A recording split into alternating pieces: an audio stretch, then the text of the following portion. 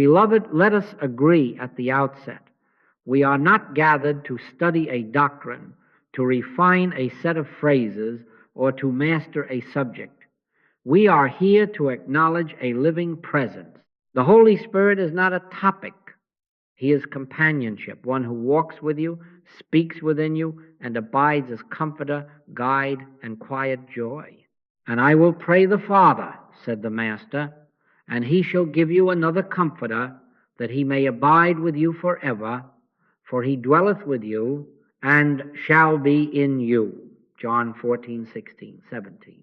If he abides, then friendship is not a seminar, but a life shared. Father, this is thy message, not mine. These are thy people, not mine. Our desire is not to hear a man explain God, but to experience God explaining himself within us. If there be any word of value in this hour, let it be thy word, and if there be any silence of healing, let it be thy silence. We consent now that thy grace is my sufficiency in all things. Without thee we can do nothing. With thee ordinary minutes become holy ground. Now I must touch a gentle controversy, not to scold but to free. Religion at its best has handed us shining words. At its worst, it has trained us to talk about the fire while sitting in the cold. It can turn living communion into correct speech and friendship into a system. We learn to speak of spirit in well-ordered sentences and forget to look up and whisper, "Art thou here?" And yet the scripture is plain. Be still and know that I am God. Psalm 46-10. Knowledge in that verse is not information, it is presence recognition. It is not an exam, it is an embrace. So let our posture be this. We come as friends learning friendship. We come to live with a comforter, not to manage him. We come to be addressed, not merely impressed. If the Holy Spirit be a person to befriend rather than a doctrine to defend, then our work is simple and sweet. Friendship has habits. It listens. It trusts. It gives thanks. It obeys in little things. It enjoys quiet companionship for its own sake. These will be our aims in this series, not pressure, not performance, but practice. A friend does not perform conversation. A friend shares life. Lo, I am with you always. Matthew 28-20 is not a test for memory, but a table set for two. Do not be afraid of how small a beginning may appear.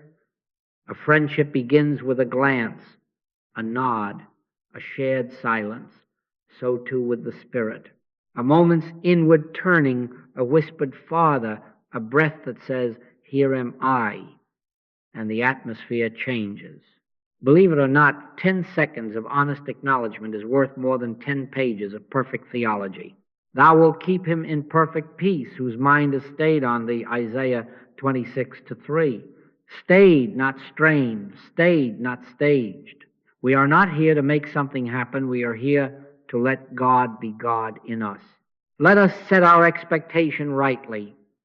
I shall point to practices, yes, but I cannot give you the Spirit, and you cannot get him as if he were an object to acquire. He is already the unseen companion. Our task is to notice, to consent, to align. As we go forward, we shall train the heart to pause, the ear to receive promise, the will to obey without fear, the mouth to give thanks, and the hands to let love and truth flow out. Not to become religious experts, but to become simple friends of the indwelling presence. And if at any time you feel unworthy or unsure, remember the Master's word. The Father that dwelleth in me, he doeth the works, John 14:10. Then let the heart answer quietly and often, thy grace is my sufficiency. Let us then begin at the small door. A friendship always begins with a pause, a turning of the face, a noticing, a willingness to be addressed. In our way, that pause is our little liturgy of consent. A period of meditation may be as little as 10 seconds.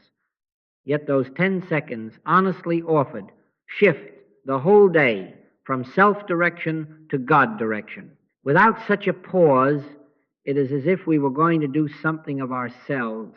And the Master has told us plainly, the Son can do nothing of himself, John 5:19. And again, without me, ye can do nothing, John 15:5. So the pause is not piety added to activity. It is the doorway out of self-management into companionship. This is the simple liturgy for the pause. Whisper it, or let it rise silently as breath. Father, this is thy day. Go thou before me. Prepare the way before my face. I make no move without thee. Thy grace is my sufficiency in all things. Do you feel the shift? We have not asked for a plan. We have acknowledged a presence. We have not demanded outcomes. We have consented to be led. In all thy ways acknowledge him, and he shall direct thy paths, Proverbs 3-6. Acknowledgement is the key. Direction follows it as a river follows gravity. Now, let us practice together for a moment. Close the outer activity for 10 seconds. Be still and know that I am God, Psalm 46-10. Father, this is thy hour within thy day. Go thou before me. I make no move without thee. Thy grace is my sufficiency. That is all. No straining, no trying to see visions, just a consent uttered in a sentence and sealed in a breath. Believe it or not, you have shifted jurisdiction. You have placed the government upon his shoulder, Isaiah 9-6. You have moved from the noise of how shall I into the quiet of thou wilt. Why does this matter so? Because friendship with the Spirit is not maintained by chatter but by attention. Religion trains the lips, friendship trains the ear. And the ear awakes in silence. Without the pause, our best words run ahead of our best wisdom. We answer emails, we attend meetings, we start projects, and afterward we ask God to bless what we have already launched. With the pause, we step back and say, Father, this is thy matter. Go thou before me. Then, if it is to be done, it is done with us, not by us alone. If it is not to be done, there is no scolding, only the gentle restraint of one who sees the end from the beginning. Be realistic and be faithful. Set 2 or 3 such periods through your day: morning, midday, evening, 2 minutes, 3 minutes, 5 minutes if grace permits. No heroics are needed. These are not performances, they are appointments of friendship. And then, within the flow of ordinary life, cultivate the instant pause. Before the telephone call, pause. Before the message you are eager to send, pause. Before the meeting where you feel small, pause. Before you sign, before you buy, before you reply 10 seconds, Father, go thou before me. I make no move without thee. Thou wilt keep him in perfect peace whose mind is stayed on thee, Isaiah 26-3. Stayed means touched and retouched, returned to and kept. Peace is the fruit of these returns. Do not be afraid of forgetting. Do not scold yourself if you remember after you have already spoken. Turn then. Obey then. Correction is as holy as prevention. His compassions fail not, they are new every morning. Lamentations 3:22-23. If you paused once today, you are already demonstrating friendship. If you paused and then blundered, pause again and let the friend within set it right. None of our mistakes are fatal to grace. They are only reminders to listen again.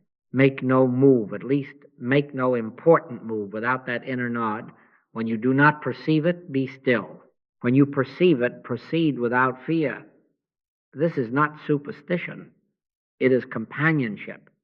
It is the small door into a great fellowship. And the wonder is this: those 10 seconds become 2 minutes. those 2 minutes become a life. For once the soul has tasted the ease of the Father within me doeth the works, John 14:10. It cannot long endure the strain of living otherwise. So begin, beloved, with a pause. It is the simplest kindness you can show your own heart, and it is the clearest welcome you can give to the holy guest who abides within. Religion trains the lips. Friendship trains the ear. We have learned to pause. Now we must learn to hear. My sheep hear my voice, and I know them, and they follow me, John 10:27. Take notice that the Master did not say, my sheep speak many words, but hear my voice. Vain repetition is of no value. Phrases multiplied without inward listening become a clatter of cymbals. But when a promise is accepted within, when a word is received as a living assurance, it ceases to be syllables and becomes substance. It quietly announces, fear not, I am with thee, Isaiah 41:10, and something in the chest yields, it is enough. Do not imagine that hearing God must be an audition of sentences spoken in the sky. Hearing, for most of us, is a tender pressure of rightness, a gentle restraint from haste, a leaning of the heart in one direction and not another. And after the fire, a still small voice, 1 Kings 19:12, still and small, not dramatic, not breathless, not demanding a stage. The friendship way is not to chase voices. It is to become so inwardly quiet that the smallest nudge is felt, the faintest check is honored, the slightest yes is enough. In quietness and in confidence shall be your strength, Isaiah 30:15. Quietness first, confidence following it like a faithful shadow. How shall you know you are truly listening? By the first fruit it brings. True listening does not excite the nerves. It settles them. It sobers the mind, and it ends the self-urge to manipulate outcomes. It is not the rush of, I will make this work, but the relief of, the Father within me doeth the works, John 14:10. When the ear opens, the theater of the mind closes its curtains. You will discover that the question marks of fear resolve not into elaborate plans, but into a clear atmosphere. Let the peace of God rule in your hearts, Colossians 3:15. Rule be the umpire, the governor, the decider. If peace rules, proceed. If peace withdraws, wait. Now, a practical cue for the hour of pressure. When anxious, do not add more religious effort. Do not multiply slogans in a louder voice. Pause. Turn within and ask, Father, what wouldst thou have me do? Then be still for 10 seconds or a minute as grace allows. Watch for the inner nod or the gentle no. Often you will not receive a paragraph. You will receive a settling. You may notice your hand loosening from the project you were white-knuckling. You may feel a constraint. Not now, or an ease. Make the call. The answer is not always a new thing to do. Many times it is the old thing delivered from your fear. Be careful for nothing. And the peace of God, which passeth all understanding, shall keep your hearts and minds through Christ Jesus. Philippians 4:6-7. The peace is the keeper. The peace is the guide. And if you say, but I hear nothing, be at rest. You are not failing. You are being trained. Keep the question before the Father and refuse to answer it by human cleverness. The temptation will be to grab the wheel, to manufacture an outcome, to prove you can do something of yourself. Gently decline, whisper, without thee I can do nothing, John 15:5, and wait. Believe it or not, 10 honest seconds of waiting in faith accomplish more than an hour of agitated scheming. If you err, do not be afraid. Obedience is learned by obedience. Listening is learned by listening. None of our mistakes are fatal to grace. Correction is part of the curriculum. Peace will bring you back to center. Let us practice for a moment. Close the outer argument. Be still and know that I am God. Psalm 46:10. Father, what wouldst thou have me do about this? Name it softly within. Now wait. Do not clutch at an answer. Allow one to arise or not arise. If a simple yes seems to form with quietness, obey. If a restraint holds you like a hand on your shoulder, honor it. If nothing comes, then do the next ordinary right thing, without strain, trusting that he leadeth me beside the still waters. Psalm 23:2. And that a later pause will reveal the next step. This, beloved, is how the ear is trained, not by eloquence, but by reverence, not by pressing our requests harder, but by letting the peace of God umpire our goings. In time, you will find that the inward yes and no are as distinct as day and night, not because the voice grew louder, but because the heart grew quieter. And the reward is not merely correct decisions. The reward is companionship, felt God with us, God within us, until even our silence says, Thy grace is my sufficiency in all things. And we move when bidden, and we wait when stayed, with no fear in either. Now that the ear is waking, let us speak of the words that keep it open. The Bible is not given to furnish us with eloquence. It is given to furnish us with assurance. Vain repetition is of no value. Accept them as promises, and they will give you an inner confidence. Promises are not the way we impress God. They are the way God impresses himself upon our fear until fear loses its tongue. Thou wilt keep him in perfect peace, whose mind is stayed on thee. Isaiah 26:3. Do you hear how that speaks? Not thou might keep him if he performs, but thou wilt keep him if his mind be stayed, touched, and retouched upon thee. Our way is simple. Take a small company of living words, especially the Master's own, printed in red if you have a red-letter gospel, and let them abide in you as atmosphere. Not to get a feeling, but to acknowledge a fact. Without me, ye can do nothing. John 15:5. The Father within me doeth the works. John 14:10. My grace is sufficient for thee. 2 Corinthians 12:9. Thou wilt keep him in perfect peace. Isaiah 26:3. These are not marching orders for your will, they are cushions for your heart. They level the ground under your feet until guidance becomes natural and obedience no longer frightens you. Here is a little rule for your day. In the morning, before speech gathers, open the book and choose one promise, only one. Read it slowly, aloud if you can, not to the air but to the presence. Thou wilt keep him in perfect peace, whose mind is stayed on thee. Then close the book and sit for a minute or two, or for 10 seconds if that is all you have, until the mind yields, until the verse ceases to be words and begins to be a climate. Do not try to feel holy. Simply consent. Father, I stay my mind on thee. Keep me in thy peace. If you notice an urge to rush, lay the verse upon it as a hand upon the brow and let the hurry cool. At midday, return to a second word. The Father within me doeth the works. Read it once, twice, then be still. Say within, the works of this hour are thine. Do them as me, not by me.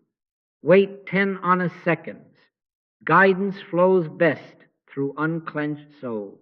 When you rise, let that sentence do the living and you do the consenting.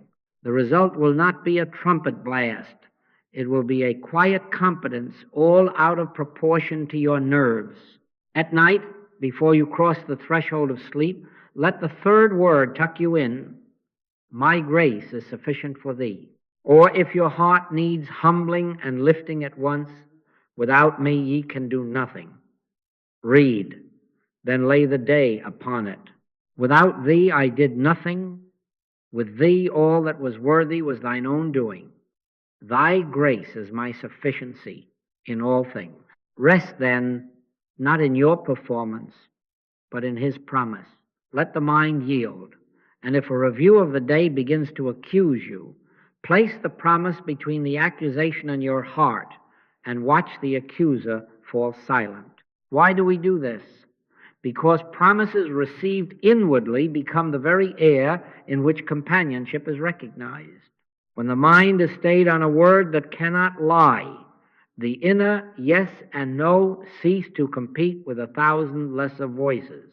Peace takes the chair at the head of the table and rules the conversation. Guidance is no longer an emergency broadcast. It is the ordinary speech of a present friend. Let the peace of God rule in your hearts, Colossians 3:15. Rule, decide, govern, arbitrate, and peace rules best where promises are believed, not brandished. Make no show of this.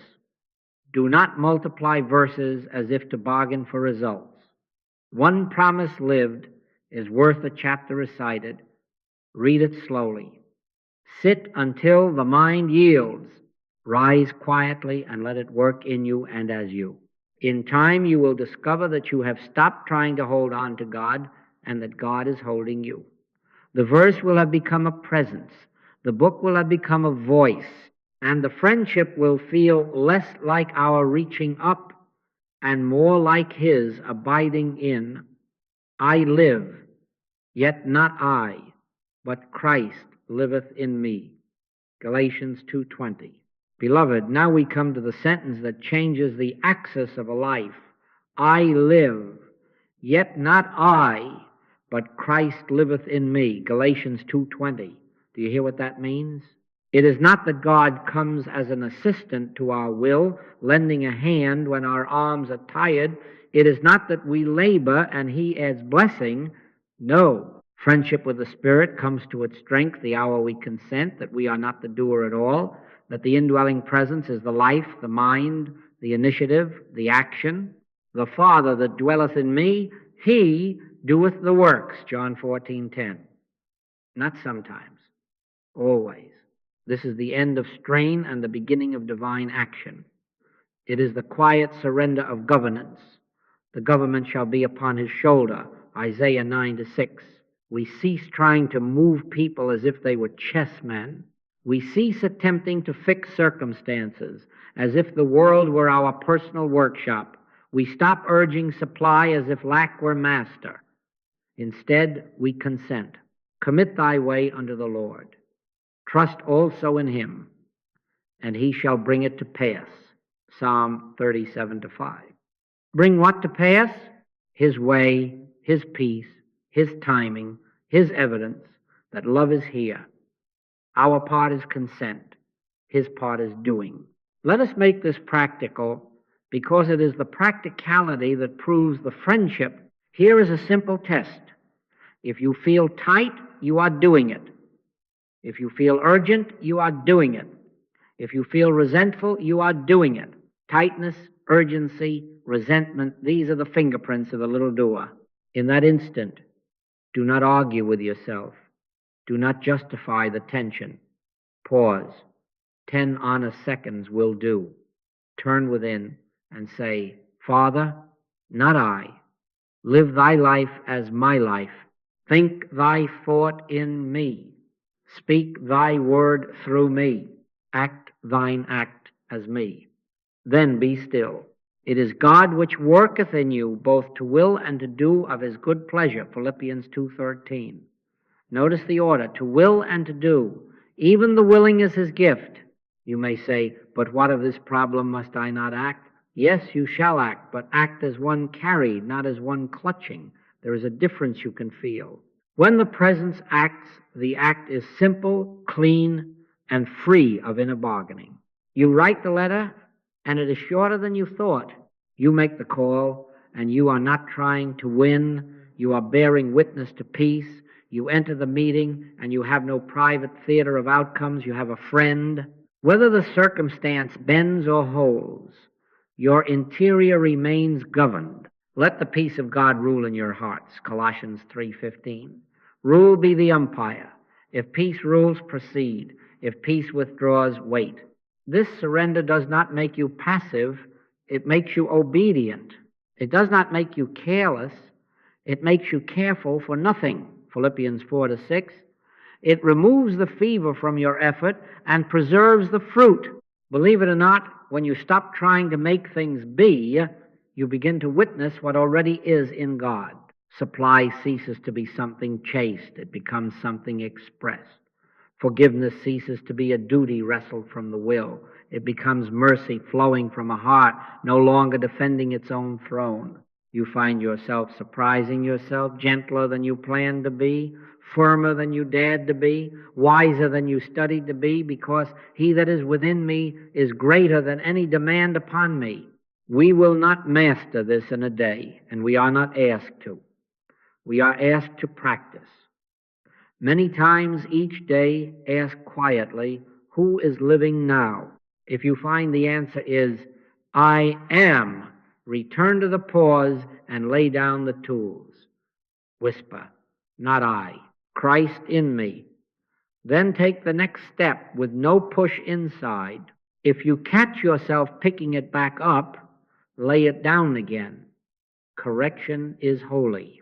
Each surrender inks the friendship deeper upon your nerves until in quietness and in confidence becomes not a lesson but your natural gait. Isaiah 30-15. And so we agree, we are not the doers, we are the consenters, the yielders, the instruments. The presence is the life and the activity. Let this be your inner sentence as you rise and as you work and as you rest. Not I, but Christ liveth my life. Then watch the day recompose itself around a new center without strain, without show, with the quiet authority of him who said, Abide in me, for without me ye can do nothing. John 15:4-5. Beloved, once we have consented that the presence do the living, the next word that arises almost immediately is a quiet imperative, do this, and its twin, do not do that. Obedience is the language of friendship, not obedience driven by dread of punishment, but obedience born of trust that the one who indwells us is good and doeth good. Psalm 119-68. Fear is the only real interruption. Perfect love casteth out fear. 1 John 4:18. Where fear shouts, friendship falls silent. Where love is trusted, the smallest whisper guides. Do not make a drama of this. For most of us, guidance is not a trumpet from the mountain. It is an inward leaning, a settled yes, a gentle check. I will instruct thee and teach thee in the way which thou shalt go. I will guide thee with mine eye. Psalm 32-8. Eye guidance is delicate. A friend at your side does not yank you by the arm. He lifts his brow or turns his gaze, and you understand. Then comes the word to the wise in the next verse. Be ye not as the horse or as the mule, whose mouth must be held in with bit and bridle. Psalm 32-9. We are being trained out of bit and bridle religion into eye-guided friendship. Let us bring this down where the feet can use it. The Spirit may nudge. Make the call now. You had planned to wait until afternoon. Obedience dials now. Or he may restrain. Do not purchase today. Everything in you shouts that the sale ends at midnight. Obedience waits without bargaining. He may warm the heart with, apologize first. Your mind can compose 100 reasons why the other should come to you.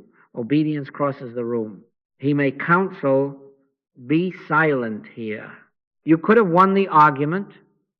Obedience lets peace win. He may invite rest. The to-do list is accusing. Obedience lies down and finds the list somehow shorter when you rise. He may say, give. You are counting coins. Obedience opens the hand and discovers the barrel of meal does not waste. 1 Kings 17. None of this is sensational. It is the ordinary syllables of friendship spoken in the inner room.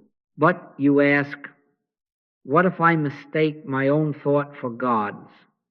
Beloved, do not be afraid of mistakes and do not be afraid of failures. None of them are fatal. Failure is only for a day. Our friend is not brittle. His compassions fail not. They are new every morning. Lamentations 3:22-23. Obedience is learned by obedience, just as listening is learned by listening. If you misstep, the same voice that gently said, "Do this," will gently say, "Now undo this," or "Now make it right." Correction is not a scolding, it is a shepherd's staff. My sheep hear my voice, and they follow me. John 10:27. Follow then. Even if your steps are small and sometimes sideways, keep fear out, and you will discover that even your detours become part of the training. Here is a simple vow for the road. Whisper it now, and make no show of it. Father, if thou dost give direction, I will follow. If thou dost restrain me, I will stop. Seal it again. Thy grace is my sufficiency in all things. Do you feel how that vow turns your face? It moves you out of self-management into companionship. And remember, the umpire of all this is peace. Let the peace of God rule in your hearts. Colossians 3:15. Rule decide. If the instruction comes with quietness, obey without delay. If the restraint comes with quietness, abstain without resentment. Where there is panic, wait. Where there is push, pause. The Father within will never drive you with a whip. He leads with a hand. Shall we practice for 10 honest seconds? Father, what wouldst thou have me do about this matter? Name it softly within. I consent to thy yes, I honor thy no. If thou dost give direction, I will follow. If thou dost restrain me, I will stop. Now hush. Wait a moment. Accept either a simple yes, a gentle no, or holy silence. If yes, do the next small right thing. If no, lay it down as an offering. If silence, carry on with the ordinary duty before you, without anxiety, trusting that the next pause will bring light enough for the next step. In returning and rest shall ye be saved, in quietness and in confidence shall be your strength. Isaiah 30:15. And if today you obeyed and tomorrow you falter, be at peace. Friendship is not measured by a single hour's perfection, but by the steady choosing of trust over fear. Each time you say yes to the quiet, do this, love deepens its roots in you. Each time you honor the quiet, do not do that. Wisdom saves you 10 griefs you will never have to know. In this way, without trumpet or headline, life composes itself around the eye of God, and you find yourself walking not as a planner clutching outcomes, but as a friend moving at the pace of peace. Fear not, little flock, for it is your Father's good pleasure to give you the kingdom. Luke 12:32. Then let fear be dismissed, obedience be welcomed, and the day be governed from within by the friend whose will is your rest and whose whisper is your way. Beloved, testimony is not spectacle, it is proof. We do not rehearse a story to glorify an event, but to show how practical the inner friendship is when it meets the cobblestones of an ordinary day. A man's heart deviseth his way, but the Lord directeth his steps. Proverbs 16:9. The steps of a good man are ordered by the Lord. Psalm 37:23. If that is so, then somewhere between our devising and his ordering, there must be a pause, a hearing, and an obedience that lets the day be rearranged by a wiser hand. Here is a pattern you will recognize in your own life soon enough. One morning, with an agenda placed like stones along the path, 2 appointments, a purchase to make, a letter to send, I paused. 10 seconds. Father, this is thy day. Go thou before me. Thy grace is my sufficiency in all things. And into that hush came not a paragraph, but a rearrangement. Not the first appointment, the letter first. The mind protested deadlines, maps, traffic, but peace held the chair at the head of the table. So instead of starting across town, I turned to the small thing, the letter. As I sealed it, another nudge, walk it to the post, not later, now. No voice booming, only a settled rightness. I went. At the corner, the first appointment called to delay. They were running behind. The letter went into a clerk's hand who said, if this catches the early bag, it reaches by morning. Believe it or not, that little now made a difference I could not have planned. As I left the counter, the inward eye turned again. Take the other street. I did, and met a face I had not expected to see, a neighbor strained with worry. Just 2 minutes, she said. Within me, a gentle yes. We stood in the doorway, and the words given were simple. Fear thou not, for I am with thee. Isaiah 41:10. The tension left her shoulders as if a weight found its hook. I had no sermon, only presence. She smiled for the first time in days, and I left with no glory of my own, only gratitude for a rearranged path. The afternoon, by this point, had been touched in 3 places I had not planned. A letter posted at the only hour that mattered, a delay that prevented my waiting in a room where I would have grown impatient, and a neighbor blessed a doorstep I would not have crossed. Then came the purchase I had been certain must be completed. The inner restraint met me at the threshold. Not today. It made no sense to the shopper in me, but peace ruled, and I obeyed. The very next morning, quiet as mercy, the same item was offered to me by a friend, freely given, the exact size and better suited than what I would have bought. Supply had flowed by a route kinder than my will could have traced. Commit thy way unto the Lord, trust also in him, and he shall bring it to pass. Psalm 37:5. Do you see how undramatic this is? No earthquake, no wind, and after the fire, a still small voice. 1 Kings 19:12, yet precision was its signature. The letter reached in time. The delay spared a fretful hour. The neighbor received comfort, not on my schedule, but on God's. The purchase waited and then arrived as a gift.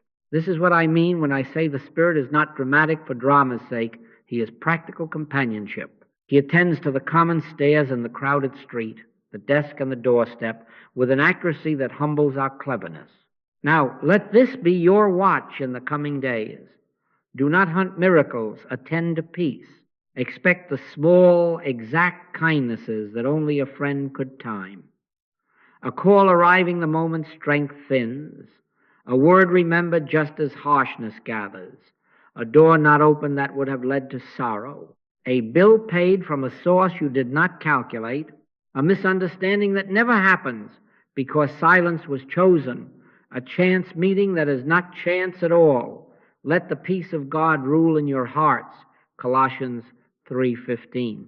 Rule decide when to go, when to wait, when to turn left at the corner and discover that love has scheduled an appointment you would never have written down. Keep your testimonies quietly. Share them when prompted, not to parade outcome, but to honor guidance. Let them steady you for the next obedience. They overcame by the word of their testimony, Revelation 12:11. Not by argument, but by witness. And if today you miss one of these little timings, do not accuse yourself. Pause, consent anew, and watch how swiftly mercy mends the fabric. In this way, your life becomes a string of precise compassings until you cannot help but confess softly and with a smile, the Father within me doeth the works, and truly his way with my day is better than my way with my day. Beloved, once peace has taken the chair and the day has been gently rearranged by the inner friend, the question that rises is not, what shall I get, but what may I give? Here the Spirit teaches us the house law of the kingdom. What have you in the house? 2 Kings 4-2. Not what are you lacking, not who will remember you, but what is at hand that can flow out now? A prayer, a kind word, a clean silence, a little time, 2 drops of oil. You will discover that friendship with the Spirit ripens at the moment you cease to guard your little store and begin to let His life go through you. He that believeth on me, out of his belly shall flow rivers of living water, John 7:38. Flow, this is the word of friendship. Take this axiom and let it write itself on your doorpost. Nothing must come to you, everything must flow out from you. Let love flow out. Let truth flow out. Let forgiveness, patience, blessing flow out. You are not a cistern. You are a spring. Freely ye have received, freely give. Matthew 10-8. And the mystery is this: as it flows out, the inner storehouse enlarges. The liberal soul shall be made fat, and he that watereth shall be watered also himself. Proverbs 11:25. Withholding is the dimmer switch of awareness, giving is the lamp turned up. There is that withholdeth more than is meet, but it tendeth to poverty. Proverbs 11:24. Not only purse poverty, soul poverty. The friend is recognized not by clutching him, but by letting him express as us. When we consent to outflow, we meet him in the flow. How then shall we practice? Begin where the foot can find the path. Bless the difficult person, yes, that one whose name tightens your chest. Without argument, whisper, Father, bless him and keep him, make thy face shine upon him, and give him peace. Numbers 6:24-26. Lay down your case and send a blessing instead. Forgive without waiting to be asked, and forgive us our debts as we forgive our debtors. Matthew 6:12. Do not negotiate the terms. Let mercy move first. Speak one truthful sentence today where you had planned a polite evasion, not a spear, a truth wrapped in peace. Give one act of service that no one will see. Carry, wash, write, repair, listen, then keep silence about it. After each outflow, pause 10 honest seconds and attend within. Do you feel the inward amen, that is companionship, becoming tangible? Let the peace of God rule in your hearts, Colossians 3:15. Rule, confirm, approve, seal the deed. And if your mind protests, but I have needs, who will care for me? Hear the friend's way with supply. He does not feed you by the math of fear. He multiplies by breaking and giving. Give ye them to eat, Mark 6:37. Break and divide. What have you in the house? 2 drops of oil, then pour. A small word of comfort, then give it to the one whose shoulders sag. A skill, a contact, a loaf, a smile. Do not hoard them for a bigger day. As you let them go, you will find, believe it or not, that the barrel does not empty. The barrel of meal wasted not, neither did the cruse of oil fail. 1 Kings 17:16. But mark this: the truest miracle is not that something returns to you. It is that someone is revealed in you. The giver is known in the giving.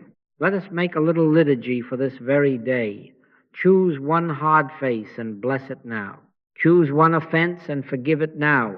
Choose one place for truth and speak it gently now.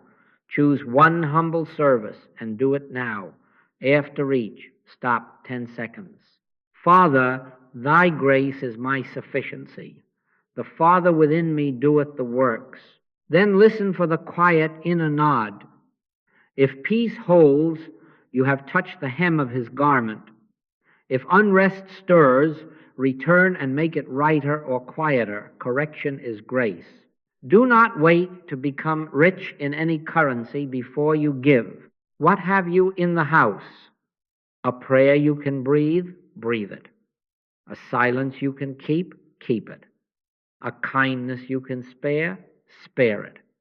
A truth you can speak? Speak it. A coin you can release? Release it. Let it flow. We do not give to get. We give because God is giving himself as us. And as we do, promises cease to be ink and become life. Give, and it shall be given unto you, good measure, pressed down, and shaken together, and running over. Luke 6:38. Running over because rivers are not stored, they are sent. In this outflow you will find your friend close enough to breathe your breath. Then you will say with quiet certainty, I live, yet not I. Christ liveth in me, and his life has found its way through my hands. Beloved, after giving there must be being. If we do not correct the productivity instinct, even our charity becomes a project and our prayer a task. The friend is not wooed by our busyness. Be still and know that I am God, Psalm 46:10. Not be busy and prove. Be still and know. There is a ministry that bears no report and wears no badge. It is the ministry of being with God. Martha, Martha, thou art careful and troubled about many things, but one thing is needful. Mary hath chosen that good part, Luke 10:41-42. The good part was not a finished list. It was a kept company. Let us practice this now as simply as breath. Sit as you are. Let the shoulders soften, the jaw unclench. Breathe naturally, no technique, only honesty. Let thoughts pass as leaves on a brook. Do not hold them. Do not chase them. Within, say softly, Thou art here. Thy grace is my sufficiency. And again, not to make something happen, but to acknowledge what is. If another thought rises, an errand, a memory, a sentence, place the word thou between you and it, and let it drift. Sit like this for 10 honest seconds, or for a minute if grace lends it. He leadeth me beside the still waters. He restoreth my soul, Psalm 23:2-3. What shall you look for? Not fireworks. Often it is a softening more than a signal, a sense that the inner grip has loosened, that the breath sits lower, that your edges are less sharp. Sometimes it is a clear peace. Sometimes only the absence of clamor. Sometimes it is a tender awareness that someone is the room and you are not alone. And with that awareness, a gentle clarity returns as when fog thins and a shoreline appears. This is sanity coming home. My presence shall go with thee, and I will give thee rest. Exodus 33-14. Rest is not laziness. It is God's government felt. Do not measure this by intensity. Friendship grows by consistency more than by occasional brilliance. 2 or 3 small periods a day, 10 seconds, a minute, 3 minutes, build a life steadily governed from within in these pauses. Say nothing elaborate. Keep to it a single acknowledgement. Father, thou art here. Thy grace is my sufficiency in all things. Then hush. If a verse has been your morning promise, let it hover as atmosphere. He that dwelleth in the secret place of the Most High shall abide under the shadow of the Almighty. Psalm 91:1. Dwell, do not dash through. Abide, do not sample. You may find an impulse to turn even this into a program. Resist it. This is not a contest of duration, nor a hunt for rare sensations. They that wait upon the Lord shall renew their strength. Isaiah 40:31. Wait not, strain. Renew, not inflate. When you rise from such a pause, do not announce it. Let the fruit speak. You will find the same task approached without fever, the same conversation held without inner theater, the same crossing of a threshold done without bargaining with outcomes. Let the peace of God rule in your hearts. Colossians 3:15. Rule, umpire the next step. If in the quiet old fears present their case, do not wrestle them on their terms. Place a promise like a hand upon the brow. Thou wilt keep him in perfect peace, whose mind is stayed on thee. Isaiah 26:3. Stay the mind gently. Do not lash it. If nothing seems to happen, Keep the appointment anyway. Clouds do not argue with the sun. They make way. Day by day, the hush becomes familiar, and the familiarity becomes companionship, and companionship becomes guidance without strain. Carry this companionship into the ordinary, on the train, in the queue, between calls, before turning the key, while washing the cup 10 seconds. Thou art here, thy grace is my sufficiency. In this way you will discover that the Holy Spirit is known most surely in quiet companionship, not in religious busyness. And from that quiet, the day is seasoned with a tenderness you could not produce and a wisdom you did not plan. Abide in me, for without me ye can do nothing. John 15:4-5. Abide, beloved, and let the friend be the atmosphere in which all else finds its proper size and place. Beloved, if the friend is known most surely in quiet companionship, then we must jealously guard that companionship from anything that would stand between the heart and its God. Hear me softly and plainly. We have no organization, we have no memberships. You will not be asked to sign your name to a book, nor to pledge your soul to a committee. You will have your contact with God. That is the center, the circumference, and the way. They shall be all taught of God, John 6:45. This is not bravado. It is protection. The treasure is within, and no outer key may own it. Do not mistake me. This is not anti-church nor anti-scripture, God forbid. Forsake not the assembling of ourselves together, Hebrews 10:25. Search the scriptures, John 5:39. Gather when led, read much, sing, kneel, receive the bread and the cup if grace invites. But let forms be servants, never masters. Freedom is not the absence of forms. It is direct, living communion that no system can replace. The letter is a lamp when the Spirit lights it. The letter killeth, but the Spirit giveth life. 2 Corinthians 3-6. A sanctuary is holy when it shelters listening. A creed is honest when it bows to current revelation. Where form attempts to substitute for presence, lay the form gently aside and return to the inner room. The role of a teacher in such a life is simple and short. I am not your supply. I am not your permission. I am not your intermediary to God. At best, I point, and then I disappear so that you may hear within. One is your master, even Christ, and all ye are brethren, Matthew 23-8. If I speak, it is to say, look there within. If I give, it is to say, give on. If I correct, it is to turn your ear to the shepherd, not to tie you to my bench. He must increase, but I must decrease, John 3:30. It was the master who fed the multitudes, not the multitudes who fed the master. So it shall be with you. The Father within you doeth the works, and you will carry away your own basket of fragments from his hand, not from mine. Let us be practical and safe. If any practice, gathering, slogan, badge, or habit, yes, even one you learned here makes you feel controlled, frightened, or superior, return at once to the small door. Pause. 10 honest seconds. Father, thou art here. Cleanse the motive of this practice. Thy grace is my sufficiency in all things. Then wait.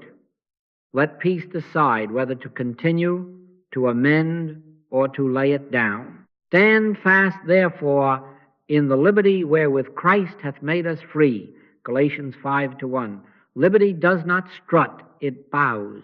It fears neither the frown of men nor the flattery of belonging. It loves fellowship, but it will not trade contact with God for a chair with a name on it. There are signs by which you will know when religion is getting in the way. When you count attendance as if it were righteousness, pause. When you quote a text to win a point rather than to open a window, pause. When you look upon another house of worship as lesser and yours as higher, pause. When you feel that by joining your club you have joined God, pause. In each pause, pray the psalmist's prayer. Search me, O God, and know my heart, and see if there be any wicked way in me, and lead me in the way everlasting. Psalm 139 to 23:24. Then obey whatever cleansing is shown, even if it means resigning a posture or emptying a calendar hour that gave you a name but not a life. On the other hand, there are signs by which you will know that form is serving spirit. When a hymn becomes a hush and you feel the still small voice, 1 Kings 19:12, and its echoes stay. When a sermon dissolves into a sentence that burns like a promise and goes home with you, cherish it. When bread and cup become a whisper, this is my life given for thee, receive, and be very still. When fellowship relieves loneliness without breeding dependence, give thanks.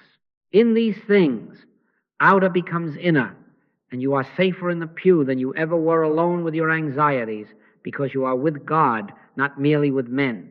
And so I say again, with love and for your liberty, we have no organization, we have no memberships, we will not build a fence to pen you, for the pasture is God.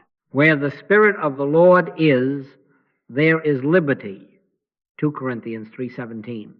Take that liberty into every sanctuary and street. Use forms when they help you listen. Release them when they begin to speak over the voice. You will not need me, for you will have your contact with God. And when you have it, you will be as free in a crowd as in a closet, as guided in a ritual as in a kitchen, for the kingdom is within you, and the friend walks there. My sheep hear my voice, and they follow me, John 10:27. Follow him, and let nothing, no badge, no fear, no superiority stand where only the beloved may stand. Beloved, let us gather these threads into a simple rule, so simple that a child could keep it, so steady that a saint need not improve upon it. Friendship is not secured by one bright hour and then forgotten. It is kept by little faithfulnesses repeated until they become the way we breathe. Here is the rule: 3 pauses, 1 promise, 1 obedience, 1 act of flow out. Keep it 7 days and see if your interior weather does not change. Keep it 70 times 7, and you will find that you are no longer visiting God. You are walking with him. Morning pause, consecration, before the shoe goes on, before the list starts dictating, give God the day. 10 honest seconds is enough to open the door. 3 minutes is an altar. Father, this is thy day. I make no move of myself. The Father within me doeth the works. Thy grace is my sufficiency in all things. Sit in that sentence until it ceases to be an idea and becomes the air. If thoughts rise, let them pass as birds beyond your window. If a verse is to be your promise, place it on your tongue here. Midday pause, recalibration. Somewhere between tasks. Stop where you are. Close the door of the mind if you cannot close the door of the room.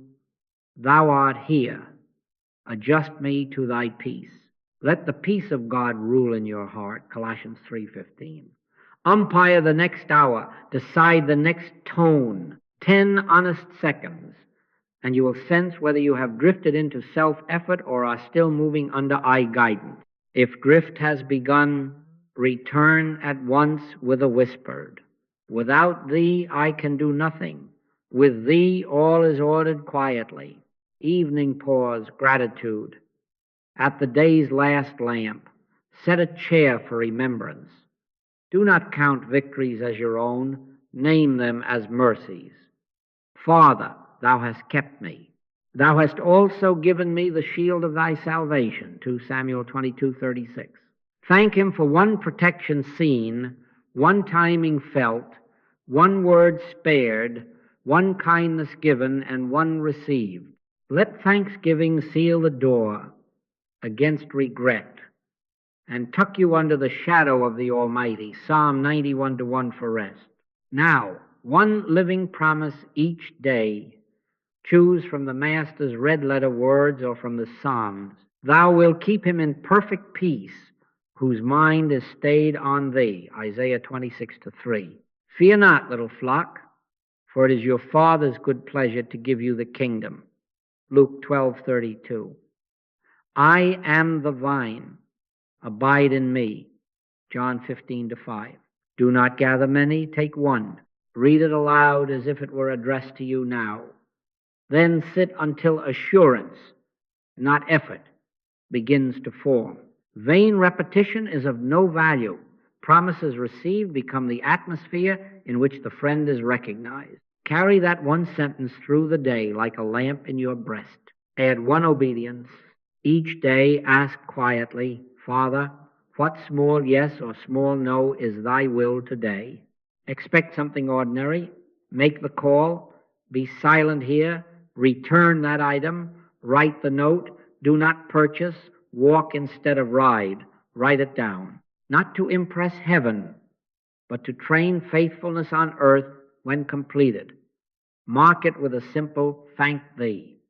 If you miss it, do not accuse yourself. Write the correction and keep walking. Failure is only for a day. Mercy is for every morning. Add one flow out. Nothing must come to you. Everything must flow out from you. Choose one act through which love may move. Bless an enemy by name. Forgive a debtor without fanfare. Give a coin or a loaf. Send a word that lifts. Keep one generous silence where sarcasm begged to be spoken. Freely ye have received, freely give. Matthew 10:8.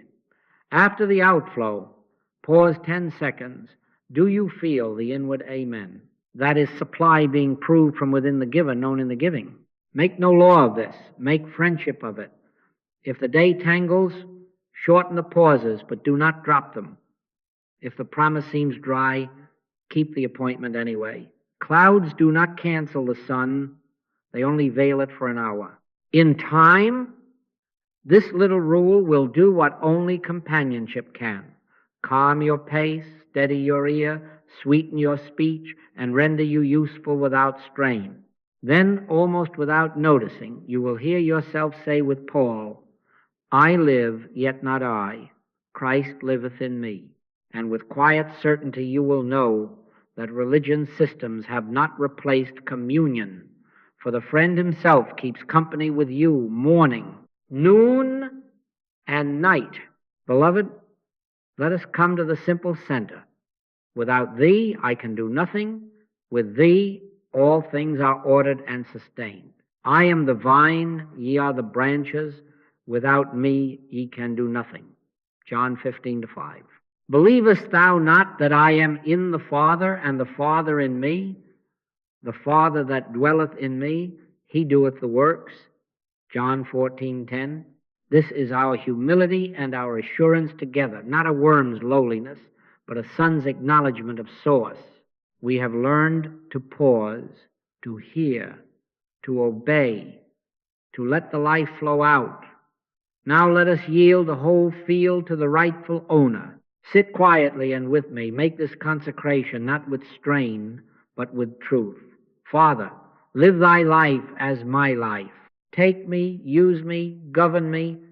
Let me not run ahead of thee, neither lag behind thee. Set a watch, O Lord, before my mouth. Keep the door of my lips. Psalm 141:3. In all my ways I acknowledge thee. Do thou direct my paths. Proverbs 3:6. Make my steps small where thy whisper is small, and my courage large where thy will is clear.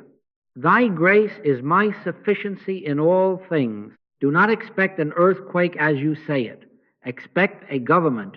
It is God which worketh in you both to will and to do of his good pleasure. Philippians 2:13. Consent is the doorway. Governance is the house. There are no easy paths promised here, only a sure companion. It will be the degree of your devotion that clarifies the road. But mark this well. Grace makes devotion natural. What begins as a practice becomes your breathing. What is first kept by discipline is later kept by love. And when you stumble, and someday you will remember, Do not be afraid of mistakes. None of them are fatal. Failure is only for a day. Mercy is for every morning. His compassions fail not. They are new every morning. Lamentations 3:22-23. Now let us seal the word within. Father, I present my body a living sacrifice, holy, acceptable unto thee. This is my reasonable service. Romans 12:1. I yield my mind to be stayed on thee, that thou wilt keep me in perfect peace. Isaiah 26:3. I yield my hands for thy giving, my tongue for thy blessing, my calendar for thy rearranging, my purse for thy wisdom, my nights for thy rest. I live, yet not I. Christ liveth in me. Galatians 2:20. The Father within me doeth the works. I say to you now with affection and boldness, you will not need a personality to carry you. You will have your contact with God. My sheep hear my voice, and I know them, and they follow me. John 10:27. When the hour is dark, you shall yet find the inward lamp saying, this is the way, walk ye in it. Isaiah 30:21. When the opportunity glitters and would flatter you out of your peace, you shall hear, be still and know. Psalm 46:10. When fear speaks loudly, answer softly, greater is he that is in me than he that is in the world. 1 John 4:4. And go on. Take this as commission, not from a platform, but from the presence who indwells you. Go quietly into your day with 3 pauses, 1 promise, 1 obedience, 1 act of flow out, but go as one lived from within. Keep fellowship wherever it serves, listening. Release whatever dims the voice. Be strong and of a good courage. Be not afraid, neither be thou dismayed, for the Lord thy God is with thee whithersoever thou goest. Joshua 1-9. And now, in a final hush, let us say it one more time, not as a wish, but as covenant. Father, live thy life as my life. Rule in me, speak through me, love from me, rest me. For thine is the kingdom, and the power, and the glory, forever. Amen.